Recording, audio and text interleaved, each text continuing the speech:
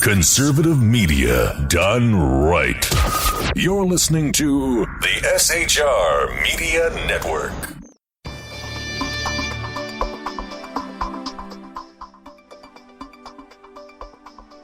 I'm Jason Miller. Tonight on the Evan Miller Report, the Saudis have put out a fresh air campaign just hours before a 5-day ceasefire is set to begin. We'll have the very latest out of the region on tonight's program. Also tonight, Secretary of State and BS artist John Kerry is holding frank talks with Vladimir Putin in Russia. We'll tell you how they're trying to improve ties in the already tense relationship between the U.S. and Russia. In the UK, David Cameron is to set out a string of new anti-radicalization powers on the first day of Parliament. This as the UK is trying to get rid of their Human Rights Act for a Bill of Rights similar to the U.S. We'll have more on that. Plus, Orlean Koehle joins us for an exclusive story on CON out of out of the state of California, I should say, and the Trans-Pacific Partnership. Breaking news out of D.C. tonight. All those stories and more, plus Corey M. Oh, great. The TPP is back. Anyway, it's a day of earthquakes along the Pacific Rim and at a not-so-great time as well. Kim Jong-un ordered... Who was it? You'll find out when we get to our international stories as well. AT&T and DirecTV are still on the path to uniting. Call that other failed merger. Why is there a cat in a diner on the docket in lawsuits across America? And it's the death of cool as we know it. Your conservative news source, the Evan Miller Report, starting now.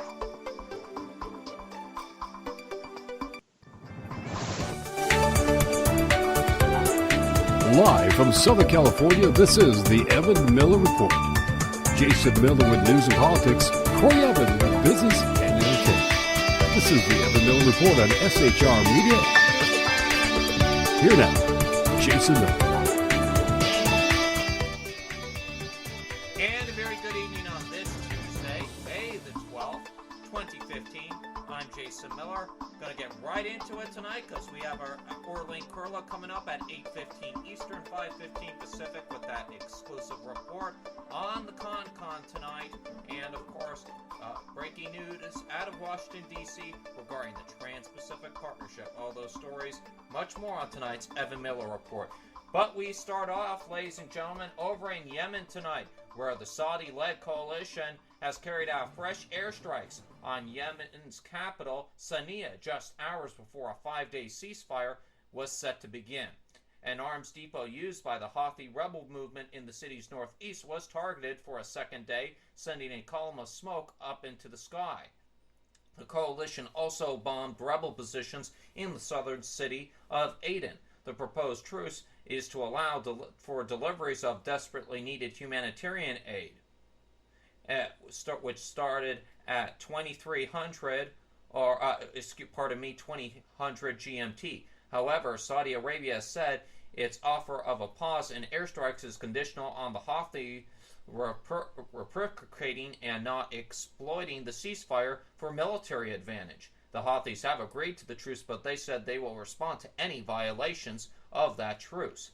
On Tuesday, coalition aircraft, as we stated, bombed the depot at a military base on Mount Nogam in the east of Sana'a for the second consecutive day, according to witnesses. Explosions caused by 2 airstrikes on the depot on Monday sent debris crashing down the mountainside onto a residential area. At least 69 people were killed in that incident, and more than 100 have been injured, according to medical officials. The coalition also bombed Houthi positions in Aden, and local militiamen allied to Yemen's exiled president Abdur Mansur Hadi continue to fight the rebels in the port city and elsewhere in the country's south, according to Reuters and ITN. The UN said at least 828 civilians have been killed and 1,511 have been injured since the start of the coalition air campaign back on March the 26th to restore Mr. Hadi to power. The 6 days from the 4th to the 10th of May have been the deadliest so far, with at least 182 civilians reportedly killed. Almost half of them were women and children. Over to Russia now, where Russian President Vladimir Putin and U.S. Secretary of State and BS artist John Kerry held 4 hours of rare face-to-face talks on Tuesday as the two nations sought ways to cooperate after a sharp deterioration in relations. The highest level U.S. visit to Russia since the Ukrainian crisis erupted in late 2013 did not result, in any major agreements, but Kerry's trip itself marked a change in tone, which was seen as signs of the country's willingness to improve ties. Today's means allow us to better understand each other, said Russian Foreign Minister Sergei Lavrov when he spoke to reporters after talks on Ukraine, Syria, and Iran, among the other issues in the Black Sea resort town of Sochi. A post on Kerry's Twitter account called the meeting with Putin, quote, frank and productive. And continued to say, I express President Obama's gratitude for Russia's willingness to engage in the discussion at a time when the exchange of views could not be more important, Kerry said after his meeting with Putin and another 4 hours of talks with Lavrov. There is no substitute for talking directly to key decision makers, particularly during a period as complex and fast-moving as this, he said. Ties between Moscow and Washington have been were shredded when Russia seized the southern Ukrainian peninsula of Crimea in early 2014 and allegedly buttressed separatists in eastern Ukraine. Kerry visited Sochi after Obama snubbed Russia's huge military parade to commemorate Soviet victory over Nazi Germany last week for VE Day, in what was seen as punishment over Russia's meddling in Ukraine. Meanwhile, Turkey on Tuesday said nothing could justify Russia's actions in Ukraine and other ex-Soviet states, in a rare strong criticism of its increasingly close ally ahead of a NATO meeting. Turkish Foreign Minister Miklov Kosklov, whose country is a key member of NATO, said Ankara was prepared to play a constructive role in the disputes between Russia and the West over Ukraine. But he said nothing can justify what Russia has been doing in its neighborhood. Ukraine, Crimea, Georgia, he said, referring to the fighting in Ukraine, Russia's 2014 annexation of Crimea, and its recognition of the two breakaway regions of Georgia after the 2008 war. He also reaffirmed Anarcha's concerns over the Muslim Tarta minority, a Turkic people with strong connections to Turkey who feel sidelined and repressed under the new Russian rule in Crimea. Kolskov said a group of Turkish lawmakers had visited Crimea to look at the situation of Tatars and will make public their conclusions. And we're going to go ahead and send it over to Corey Evan now. He has the latest. A new earthquake in Nepal, killing many more people tonight, is along with the news as North Korea's leader kills his aunt. All those stories and more with Corey now. Right. U.S. officials say U.S. Marine Corps helicopter providing assistance in the wake of the Nepal earthquake is missing, according to Yahoo News. U.S. Navy Captain Chris Sims says the Huey was conducting disaster relief operations near Cherakat, Nepal on Tuesday. The aircraft is part of Marine Light Attack Helicopter Squadron 469. U.S. officials would not say how many people were on board the helicopter. Speaking of Nepal, there have been even more tremors going on in the region today, as I am learning. This coming to us today from the UK Telegraph. Scores of people were killed and more than 1,100 injured on Tuesday when a second earthquake in just over 2 weeks struck Nepal, sending waves of panic and despair across the country. Officials put the toll at 58 today, but said expected to rise to more than 200 over the coming days, as 19 people were reported dead in Dolaka district alone. Buildings were again destroyed throughout the country just as life was returning to normal after the April 25th quake that claimed more than 8,000 lives. The rupture registered 7.3 magnitude just after midday local time. The epicenter was in the east of Sindupalchok district, halfway between Mount Everest and Kathmandu, and close to the border with Tibet. Its force was also felt strongly over the border in India, where several people were reported to have been killed in Uttar Pradesh and Bihar. Rescue teams from India, Algeria, and Spain, which had been part of the aid operation following last month's earthquake and were about to leave, were redeployed across the country to assess the damage and support the Nepal Army's relief effort. Officials said they feared many buildings weakened by last month's devastation had been destroyed. Just goes to show you, ladies and gentlemen, earthquake standards need to be tightened across the board in some regions. I mean, already in the U.S. we've got really tight regulations, well, specifically in California because, we get enough earthquakes to warrant it. But maybe across the board in other places, they should consider upping the ante a bit, just in case. Any rate, moving on, Japan, they're always prepared for an earthquake. Tsunami warnings were lifted for Japanese islands early Sunday after they experienced a series of small waves following an earthquake, according to public broadcaster NHK. Tsunamis of up to 50 centimeters were recorded in the Izu and Ogasawara Islands, stretching south of Tokyo, before the Japan Meteorological Agency lifted warnings at about 4:10 a.m. local time. Japanese authorities put the magnitude of the quake at 5.9. Earlier, the U.S. Geological Survey put the quake at 6.1, revising the reading to 5.7. It's dancing right around it, centered about 115 miles south-southeast of the Izu Islands. And going a little bit further north to North Korea, notice what I did there, their supreme leader ordered his bodyguards to poison his aunt, according to a defector. This from the Telegraph. Kim Jong-un, who inherited the leadership of the Asian Stalinist murder and intrigue. In 2013, he executed his uncle by marriage, Jang Sung-taek, and then denounced his victim as human scum. Jang was married to Kim Kyung-hui, an aunt of Mr. Kim. After her husband's death, Mrs. Kim reports claimed variously that she had committed suicide, suffered a heart attack, or succumbed to a stroke. In February, South Korea's intelligence service reported that Miss Kim was still alive, but a defector from the regime, going by the name Mr. Park, claims that Miss Kim suffered death by poisoning last May on the orders of her nephew. This purge also saw the deaths of 30 aides of Mrs. Kim and her husband, according to Mr. Park. Some were supposedly executed by firing squads armed not with rifles, but machine guns. How Mr. Park came to know of Miss Kim's alleged fate is unclear. The position he held in the regime before his election was not disclosed, nor knowledge or simply repeating hearsay. And of course, the KCNA described Jang as a traitor to the nation for all ages, and they say that the claim that Mr. Kim had killed his aunt was malicious slander, Jay. Your thoughts? Not surprising coming out of a communist government such as North Korea. All right, Corey. Indeed. With the latest out of North Korea. Thank you very much for that. All right, folks, we got to take a break. When we come back on tonight's program, Orlean Koehle will be joining us with breaking news out of the state of California in regards to ConCon.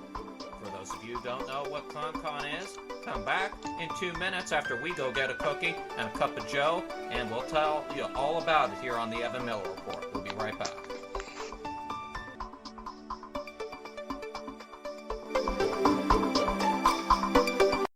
Radio.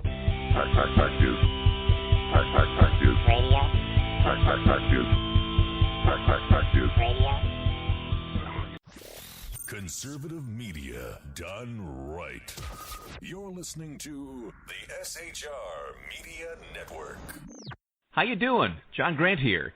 When I'm not slaving over a hot microphone on the 405radio.com Saturdays at 10 a.m. Eastern, I check out Sean and Clint here at Sackheads Radio.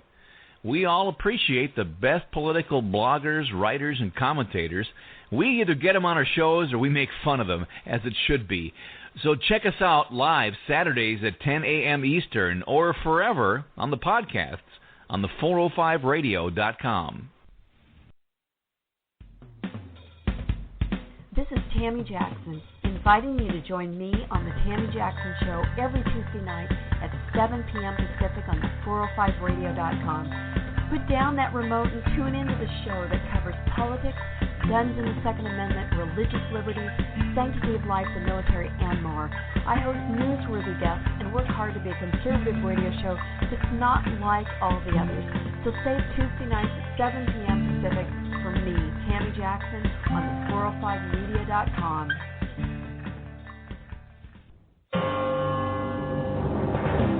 Hello, I'm Paul, a student at Hillsdale College. Here is my professor, Dr. Larry Arnn, on the separation of church and state. America's founders believed in the separation of church and state, in that the country was not to have an official religion or an official sect. But that did not mean that government was to be hostile to religion, or even indifferent to religion, as many today argue. In fact, America's founding document, the Declaration of Independence, includes both a reference to God as the author of the laws of nature and a confident assertion that human beings are endowed by their Creator with certain inalienable rights. Far from being hostile or indifferent to religion, America's founders understood the theology of the Declaration to be an essential part of the education of citizens. This Constitution Minute was brought to you by Hillsdale College.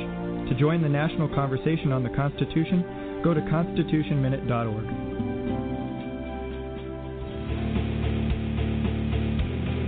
Hi, this is Rooster from Outcry Radio. Catch me here on Blog Talk Radio every Saturday night at 11 p.m. Eastern Standard Time, or follow my blog. Now, back to the Sackheads. Conservative media done right. You're listening to the SHR Media Network. Radio. Let's get back to the Evan Miller Report on SHR Media and Pundit Press Radio.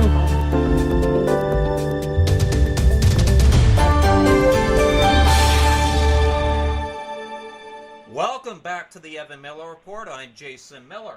President Obama suffered a defeat at the hands of his own party today as Senate Democrats blocked a key component of the president's trade agenda. After fierce lobbying on both sides of the issue, the bid to start debate on expanding the president's authority to negotiate trade deals, more specifically the Trans-Pacific Partnership, failed on a 52-45 vote. It needed 60 votes to advance.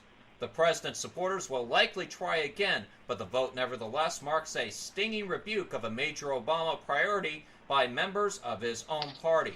Meanwhile, Senate Majority Leader and BS artist Mitch McConnell from Kentucky said, "What we saw here is pretty shocking," accusing congressional Democrats of standing with special interest. Wow, hate to say it, to be compared to special interest, folks. Here with analysis and reaction to this brand new news, plus a new news story here out of California today regarding CONCON, is SHR Global Affairs correspondent Orlean Koehle joins us from our Sacramento bureau. And, of course, Corey Evan is with us as well. Good evening, Orlean. Good evening. It's nice to be with you, Jason and Corey. And you would like me to tell you our exciting news that has just happened yesterday. Yeah, let's go ahead and start off with that breaking news regarding CONCON. Then we'll get to the Trans-Pacific Partnership deal and some other stories in just a moment, Orlean. Okay, for people who are not aware of what you're referring to as a CONCON, this used to be called a convention of the, a constitutional convention, and the people that are proposing it now don't like that name. Now they're calling it a conference of the states, because they're trying to make it appear that the states really will have control over this. They will be able to set the agenda, and everything will go according to how they want it to go, but we do not believe that is the case at all. We believe that the Article 5 that talks about this in our Constitution says that Congress shall call the conference, Congress shall be in charge, but these people are trying to make it appear that they know more than the Constitution, and everything will be fine. So it was supposed to happen today in California that an Article 5 Conference of the States was to be presented. It was called AJR, which stands for Assembly Joint Resolution 10, and it was going to be presented asking for California to go along with this. The words meant this measure would constitute an application to the United States Congress to call a constitutional convention pursuant to Article 5 of the United States Constitution limited to proposing amendments to the U.S. Constitution that impose fiscal restraints on the federal government and limit the power and jurisdiction of the federal government. Well, that sounds really good. We also agree that the federal government's totally out of control and that they don't seem to realize that there's any limit to their power and jurisdiction, and that also they are fiscally out of control. This would kind of bring in what they've always tried to call a balanced budget amendment. But what Eagle Forum wrote, and we were the only opposition to this, we got our letter in a week ago, so it was in time to get it written up into the official report. And essentially what we are saying is that the Constitution itself limits its jurisdiction, and these are in the enumerated powers that clearly are written. And if we try to have a constitutional convention to supposedly limit the Constitution, you would have to rewrite the Constitution to limit those powers. Article 1, 2, 3, 4, and 5 that talk about the powers of the federal government, the executive branch, the judicial, the legislative, they would all have to be rewritten to talk about these limiting their powers. And so it would be totally doing just what the opposite of what these people are trying to say. They're trying to say they're going to save the Constitution. No, they would be rewriting it. And then it would be opening up a convention where anything could happen. It could be a runaway convention where the delegates could decide, we don't really like this Constitution at all. Let's just scrap it. There are already 2 constitutions already written. One is called the New States Constitution that they could bring in that gets rid of all 50 states and brings in 10 big regional governments. And so it's really a very scary idea that they're having. And what is exciting, the Judiciary Committee read the Eagle Forum report on this, and when we were lobbying yesterday, Judy Koehle and I, Judy's our director for this issue and really responsible for writing this wonderful report. She spent so much time on it, researching. And anyway, as we went from committee to committee, they all agreed with us. They said, we agree with the report that you gave, and it was just exciting to hear this. So out of that committee, there are 2 Republicans, and all the rest are Democrats, 8 Democrats.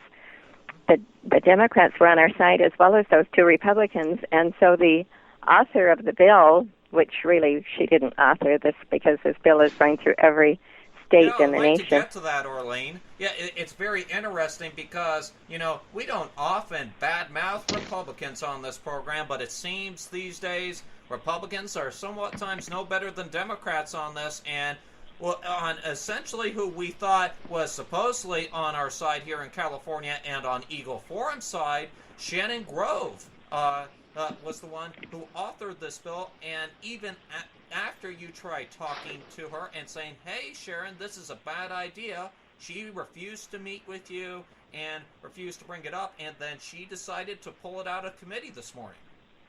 That's right. So it was not presented. It was actually pulled yesterday. So it was not presented at the judicial hearing, and they're putting it on hold. They'll present it again next January because she realized she didn't have the votes. It would just have died, and so it's better to pull it than let it die. Now, so anyway, tell me real quick. Shannon Grove is not you said you were right in saying that she was not entirely the author behind this. Surprisingly enough, this will shock our California audience. Surprisingly, people within the local San Diego Tea Party, and according to what you have told me, and and a man going by the name of Mark Meckler and his son have been big proponents of trying to push this CON or Convention of the States here in the state of California. Tell us a little bit about the authors of this. Well, it's Mark Meckler. I don't know about his son. I don't even know if he has a son. But Mark Meckler is, I'm sure, one of the authors of it. The other one is Michael Ferris, who is the head of the Homeschool Legal Defense Fund, and they are the leaders of this group that is known as Convention of the States Project. And they are pushing this. Even in California, correct? No, he's back, I believe, in Virginia. So this is a huge project. They're trying to push this across the states, and there are many states that have gone ahead and adopted this, thinking it's something really good. We all would like to have bring in the out-of-control Congress that we have, and we would like to have limits to their powers, but that already exists in the Constitution. We don't have to rewrite it. We just have to get them to abide by their oath of office, and we would solve all sorts of problems. So that was essentially what our wonderful analysis of this said. But Judy went into all the other issues that they bring out in their resolution. That she was such a great responder to this, and immediately the National Office of Eagle Forum began to get calls, and we assume they must be coming from California, saying that it's because of Eagle Forum that we're going to destroy any chance of reforming Congress, and they're blaming Eagle Forum for all of this. And well, I said, you know what, Orlean? I take it as a good thing, because when you hear silence at the other end of the phone line, that means we're not getting the message out. And when you hear the message from the enemy and they're all mad at you, saying what you did is wrong, I take that as a positive. So Eagle Forum may be attacked now, but look at it later.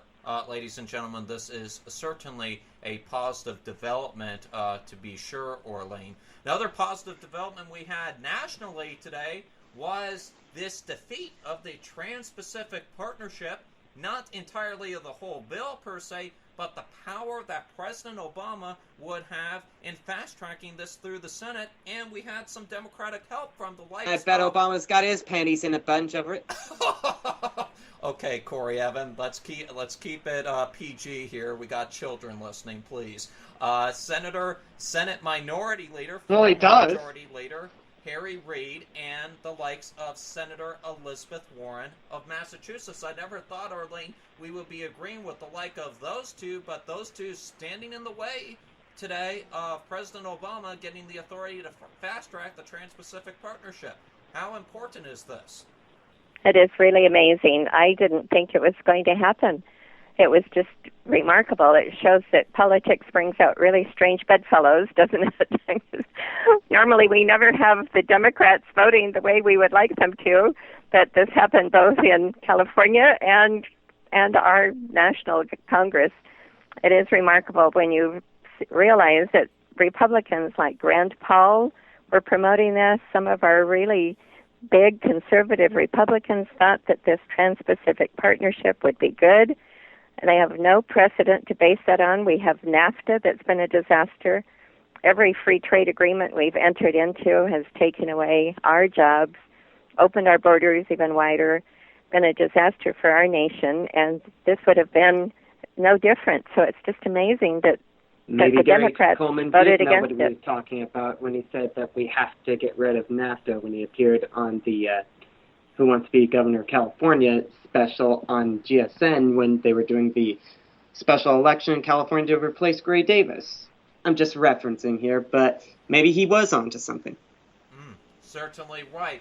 And Senator Orrin Hatch came out today and stating that this battle wasn't over, Orlean, saying, quote, sometimes you just have to let it percolate for a while. That's percolate. Percolate, thank you very much. Percolate like coffee does. Percolate. See, not that we drink any. These politicians now think they can speak European to us, Orlean. I'm just a plain English type of guy, just use simple English language. I don't know why they have to use these big European words. I watch enough BBC already. They don't need to use this stuff. Anyway, the quote... You can borrow a vowel from me if you need. Anyway. Yes, absolutely. Finish off this quote. I think 1 or 2 days, he said the idea would have to be 4 votes on 4 trade bills Democrats want. So looks like they're going to try doing some horse trading, and this will be back on the Senate floor possibly in a couple days. So obviously we may have a delay for a few days, at least on the TPP as far as that is concerned. Well, that is amazing. I know they never quite give up on their ideas. They continue to want to bring them back. But this was an exciting vote today. Well, what should people do in regards of this fight? Obviously, we had Curtis Ellis on a couple of weeks ago from WorldNet Daily saying to us that if this is allowed to pass the Trans-Pacific Partnership, that this would be the most damaging bill to ever to hit the U.S. economy. The U.S. economy is bad now as it is, Orlean. It will put it into an even worse position, and we'll lose our freedom to trade. That is so true. There are several really good websites that you can go to find out the truth about this. And one is called I'm just trying to find it right now, but it says how it is going to bring in more drugs to our country.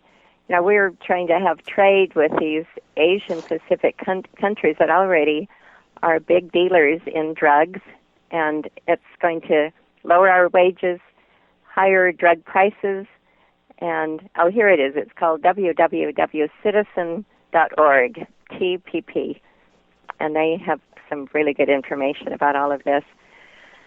But I think citizens, just for one thing, need to start doing their own research and get involved, and it's hard to wake people up.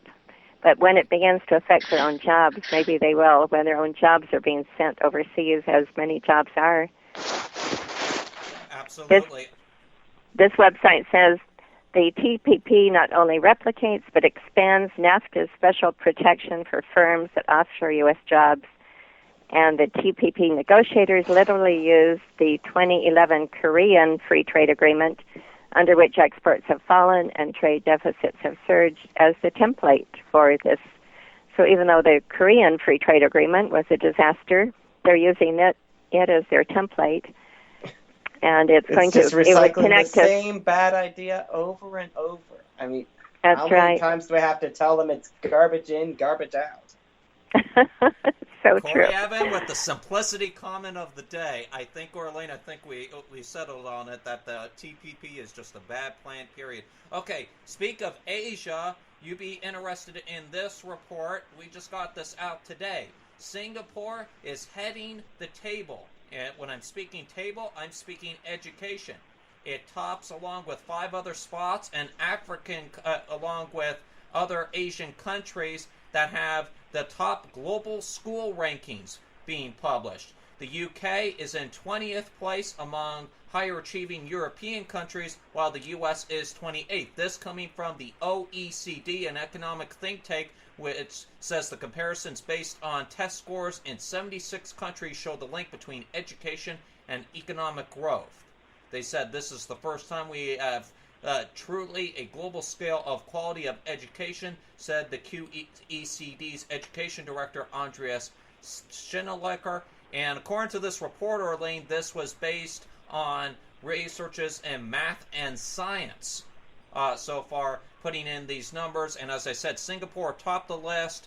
Hong Kong came in second. South Korea came in third, while as I mentioned, the U.S. came in 29th and the U.K. came in 20th. How important are these numbers or are not these numbers?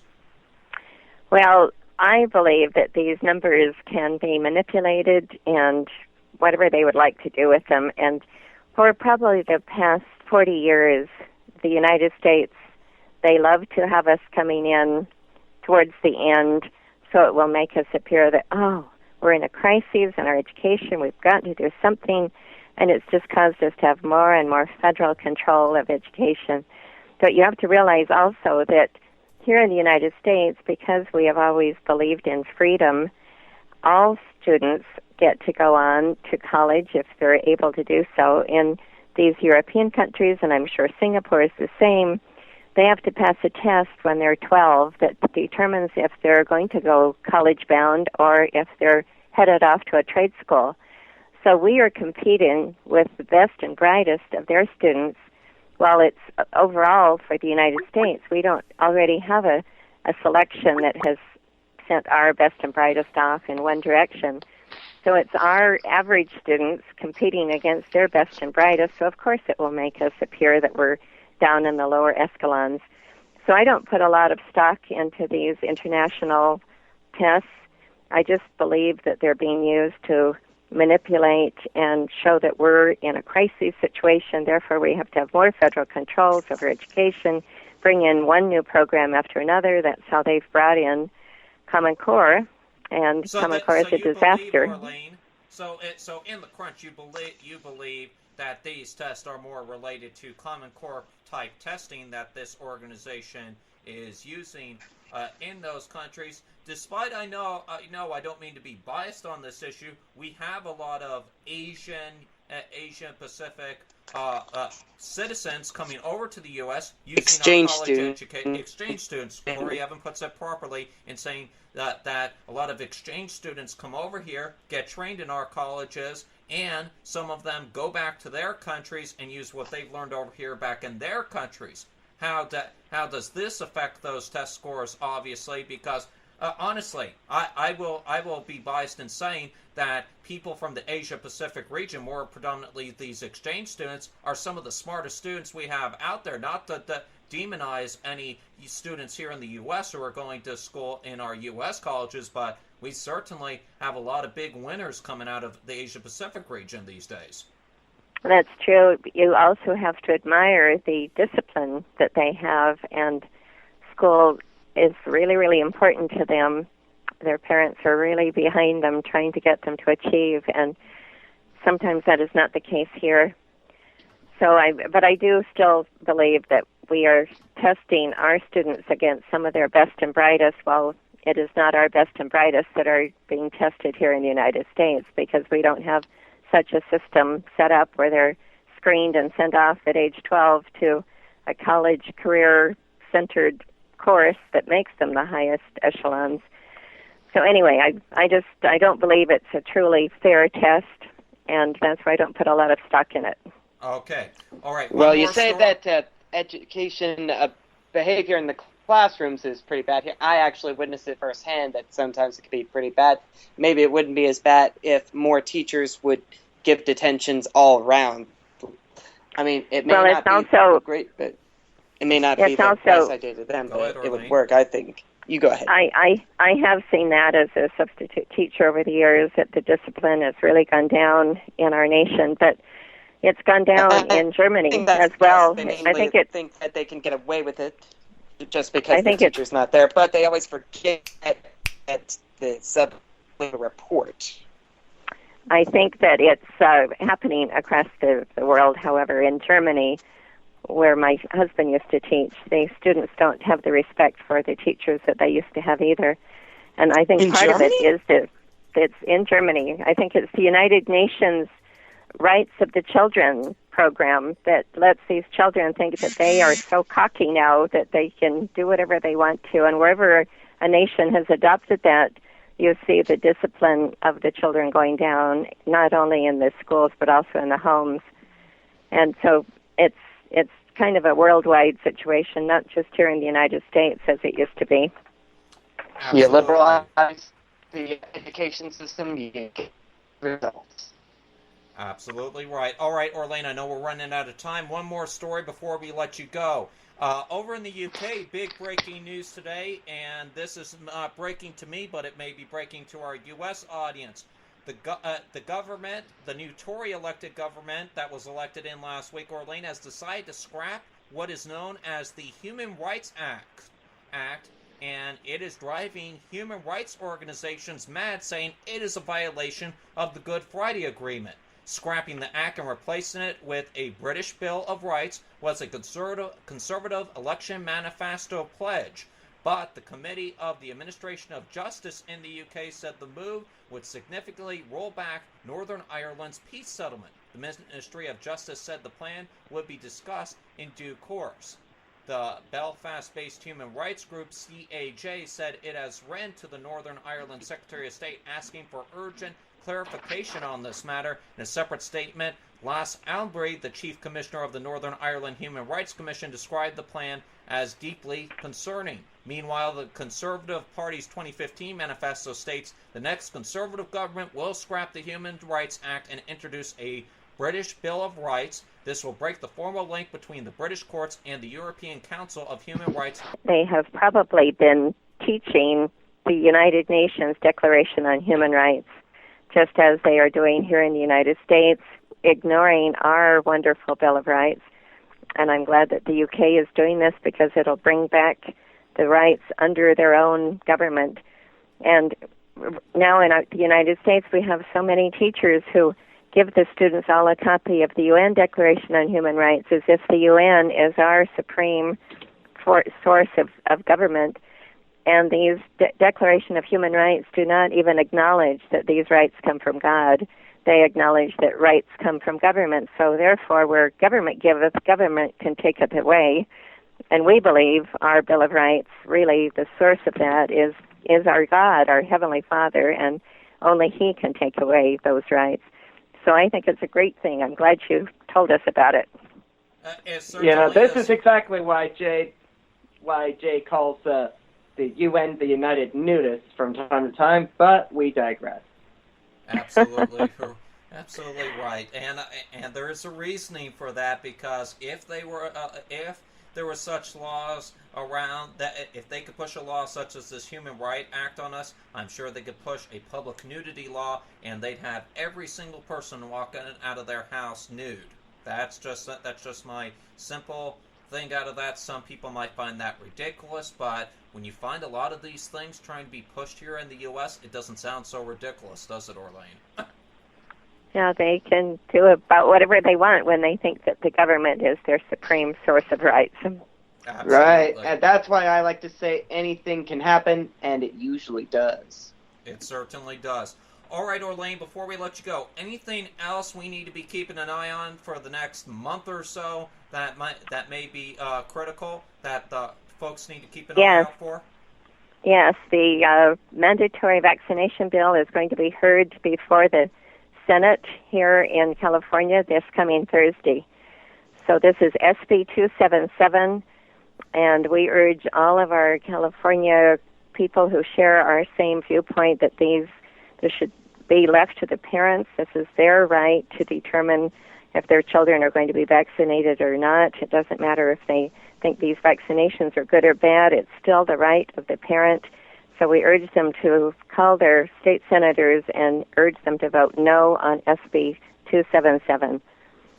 All right. Orlean Koehle, SHR Global Affairs Correspondent, giving us the update out of Sacramento today regarding the Convention of the States. Thank you very much for coming on and discussing not only that issue, but Trans-Pacific Partnership and all these other important issues as well. We hope to talk to you soon, Orlean. Right, Thank you very much, Jason. If I'm interrupting an accident, you know how the link can be sometimes. Pleasure to be with you both. Bye-bye. Pleasure. Bye-bye. All right, folks, we're going to go ahead, take a short break. When we come back on the program, Corey Evan has tonight's business news and lawsuits across America and the entertainment report. We'll be right back after these messages.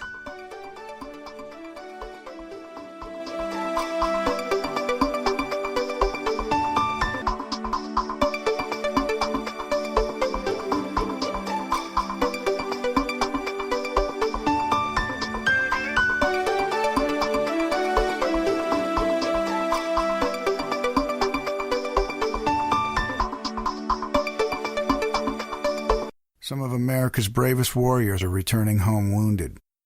Here's one of them. My name is Norberto Lara. I served for 11 years in the United States Army. While I was on a combat patrol in Baqaba, Iraq, a rocket-propelled grenade took my arm off at the shoulder. When I came home, I felt alone. My family was around me, but I couldn't talk to them about what I'd seen and what I'd done. I remember just thinking, man, the way I am right now, I don't want to live.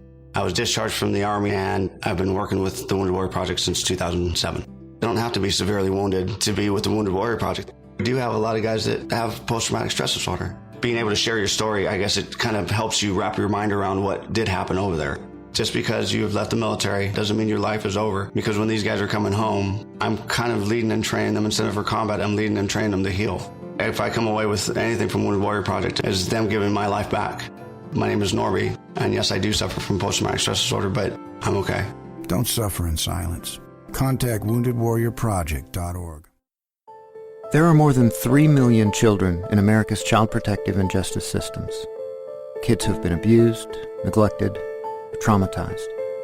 Kids who have begun to act out. The worst situations you can imagine.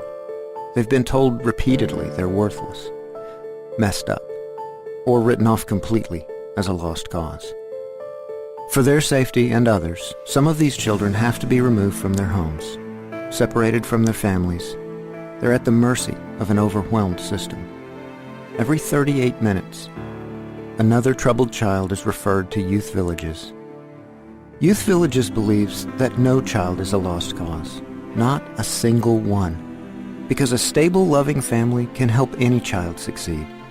And we have an 80% overall success rate that proves doing whatever it takes for children is the only thing that works. If you agree, find out how you can help at youthvillages.org.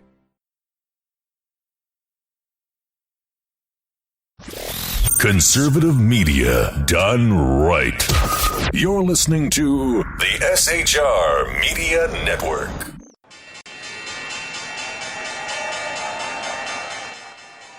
There's the closing bell. That means the business report is on. The Evan Miller Report on SHR Media. I'm Corey Evan. The Dow lost 36 points at 18,068. The NASDAQ down 17 at 49.76, and the S&P 500 lost 6 points at 20.99 in yet another light day of trading. German bond yields climbed on Tuesday on optimism that inflation may have bottomed in the Eurozone, lifting demand for the euro, while volatility in global bond markets weighed on stock indexes. U.S. 10-year Treasury yields hit 6-month highs before steadying as some buyers came back to the market, helping the government sell $24 billion in new 3-year notes.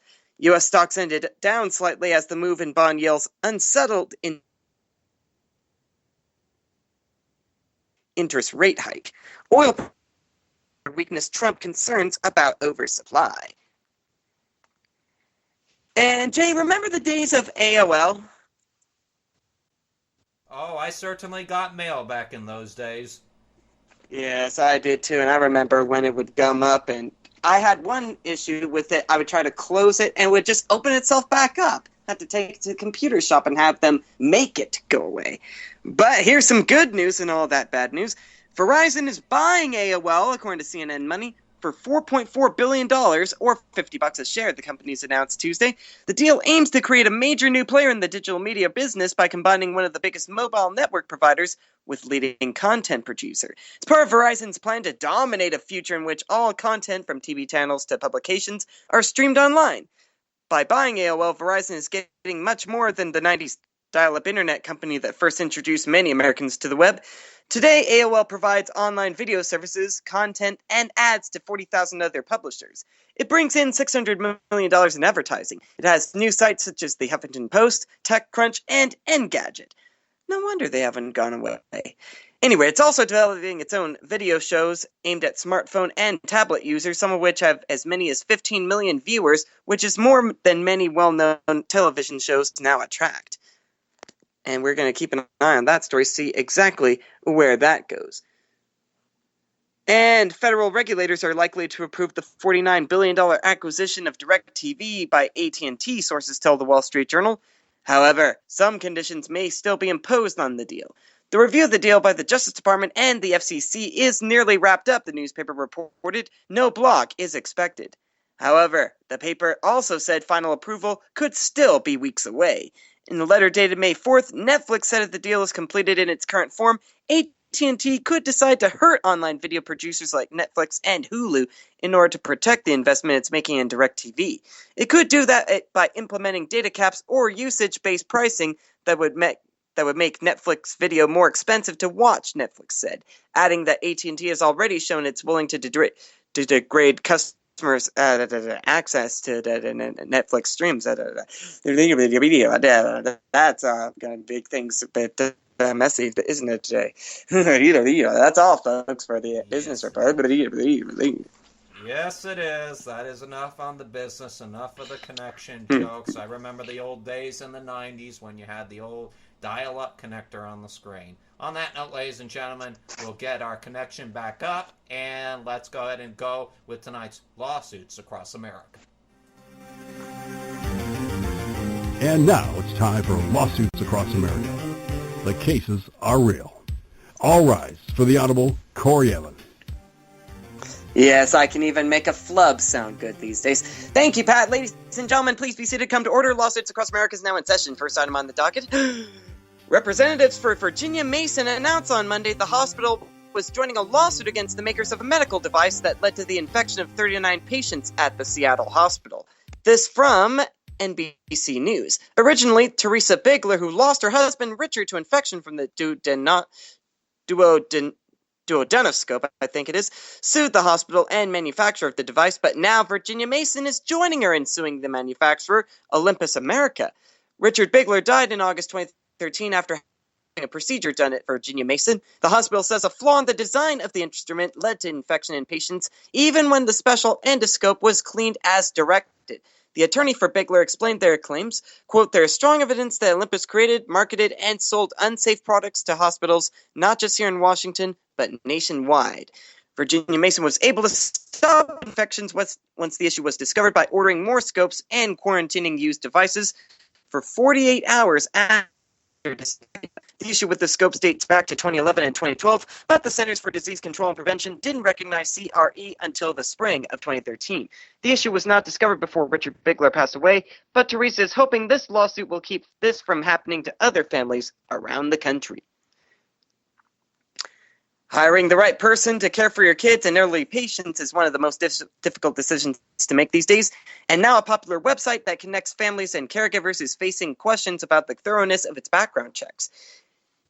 Care.com advertises itself as a national way to connect families with qualified caregivers. The referral site is one of the largest of its kind in the U.S. with 14 million members worldwide.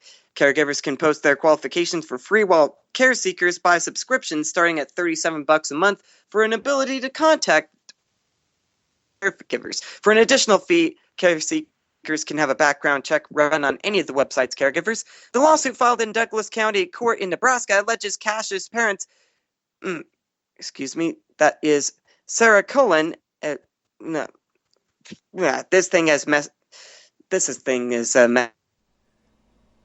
I think Corey Evans Cash Bell having is a massive what I mean to talk about. fail over there, isn't he? Yes, it has scrambled up. It's talking about the abuse death of Cash Bell. Former nanny Sarah Koehle was convicted of felony child abuse that led to said death, and the lawsuit in Nebraska alleges Cash's parents paid Care.com for a background check on Koehle that failed to reveal a drink driving conviction. It reveals itself in the end. You redeemed yourself, computer. And a customer is suing the Denver cat company after she says a cat bit her hand and the bite got infected. Amanda Jamarkowicz filed a lawsuit on behalf of her mother, Sue Hodges. The two claimed they visited the cat cafe back in February and a cat named Morpheus bit Hodges. Jamarkowicz said her mother was treated for the bite at the counter, but after she got home, she realized it was infected. She went to urgent care and was charged $305. She asked the cafe to pay the bill, but the owner, Sana Hamlin, wouldn't agree to it. And now the suit demands $59.20 for the $305 in medical bills, plus missed work and the emotional toll for the entire endeavor. Emotional distress again, Jay. It's still baloney. It still doesn't make any sense. Get over it already. Yes, and on that note, I'm going to go ahead and say this case is dismissed, as well as lawsuits across America. Yes! Good riddance to bad rubbish. Yes, indeedy do. And now on to entertainment. What say you? I say yes. Let's go. Right. Haley Duff, Hillary Duff's older sister, is now a mother, according to U.S. Magazine. She's given birth to her first child with fiancé Matt Rosenberg, which hopefully will soon enough be husband Matt Rosenberg. The Real Girls Kitchen host welcomed a baby girl Monday, May 11th, and named her Ryan, a rep for the Star confirms to U.S. Weekly. And if the success of Pitch Perfect is any indication, teens no longer want to be cool. And who can blame them? This from TheGuardian.com. Being cool seems exhausting. Being cool calls for dress codes, heavily curated social circles, and late nights spent according to a teen movie lore. To be cool, you must walk a certain way or pink on Wednesdays. Well, I sometimes do that, but anyway. Finally, you have to be thoroughly hated, because even before Heather's dropped in the late 80s Hello Carrie, nobody wanted the cool. And in 90s teen films, adolescents were pitted against each other, and one side usually lost. Think Taylor and She's All That, or The Bullies and Never Been Kissed, and The Craft, all of them demonized without any real insight into what makes them so mean.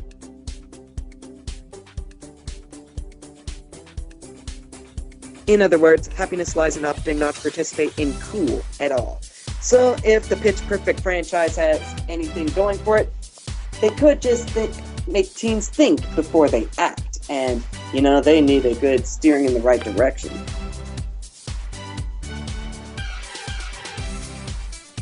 All right, looks like we lost Corey Evan there. Apologies for that, ladies and gentlemen. Hopefully we can get him back here. Do we have you, Corey Evan? Does it still work? Because I know it's working. It's just giving me a little bit of trouble. There we are. All right. Well, you could put the latest up on that story up on. Yeah, exactly. That's what I was saying I was going to do. It's going up on the Facebook page, facebook.com/The Evan Miller Report. And it's an interesting little piece, I think, because, teens could use a good steering in the right direction these days. I mean, just doing the cool thing, I say it's really not that cool anymore. Absolutely right. One bad decision can affect the rest of your life. That certainly is the fact. And I did just get that story, so it will be posted within the hour here on facebook.com/The Evan Miller Report. Also check us out at EM Radio Report. Check out our sources that we talk to around the world day in and day out and help produce this program. All right, folks, on that note, that is the Evan Miller Report for this Tuesday, May the 12th, 2015. I'm Jason Miller. For Corey Evan and all of us here at SHR Media, we wish you a great night. Coming up next, the Exceptional Conservative Show with Ken McClendon. But first, here's the National Weather Forecast with Philip Avery from the BBC Met Office. Good night, everybody.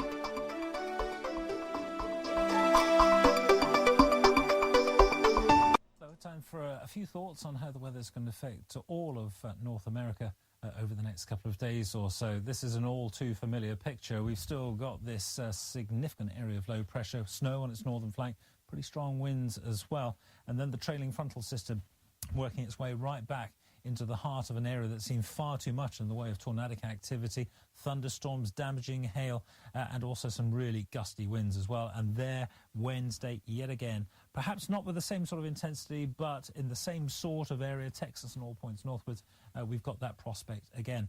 So by contrast, things are a little bit quieter across the western side of Canada. Yes, there's a scattering of showers here, perhaps some more persistent rain just getting into the Pacific Northwest of the USA, but further south, yet again, there's a lot of fine, dry weather to be had, disappointingly so.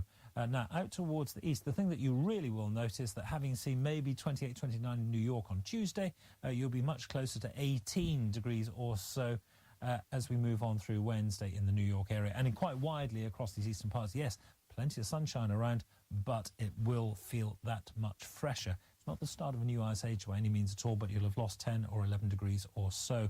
And still that prospect further south of one or two really quite hefty storms, but again, not with the intensity that we've seen. More cloud perhaps getting in towards the western side of Canada just to finish off the week.